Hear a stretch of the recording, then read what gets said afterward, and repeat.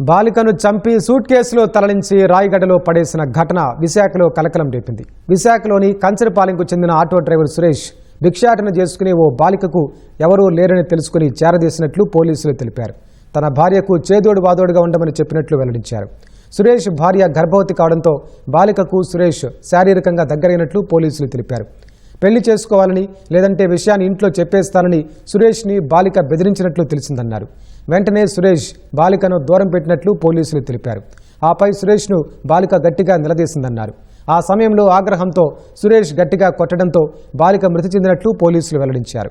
బాలిక మృతదేహాన్ని సూట్ కేసులో పెట్టి విశాఖ నుంచి రాయగడకు ట్రైన్లో వెళ్లి అక్కడ నిర్మానుష్య ప్రదేశంలో సురేష్ పడేసినట్లు తెలిపారు. మృతదేహం కుళ్లిపోయిన వాసన రావడంతో ఒడిశా పోలీసులు విచారణ చేపట్టారు.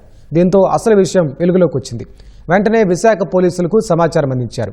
రైల్వే స్టేషన్లో సీసీ ఫుటేజీలు, ఫోన్ డేటా ఆధారంగా కంచరపాలెంకి చేరుకుని నిందితుని ఒడిశా పోలీసులు అదుపులోకి తీసుకున్నారు. హత్య చేసినట్లు కంచరపాలెం దుర్గానగర్కు చెందిన సురేష్ ఒప్పుకున్నట్లు పోలీసులు తెలిపారు. పెళ్లి విషయంలో గొడవై ఆగ్రహంతో దాడి చేసినట్లు నిందితులు తెలిపారన్నారు.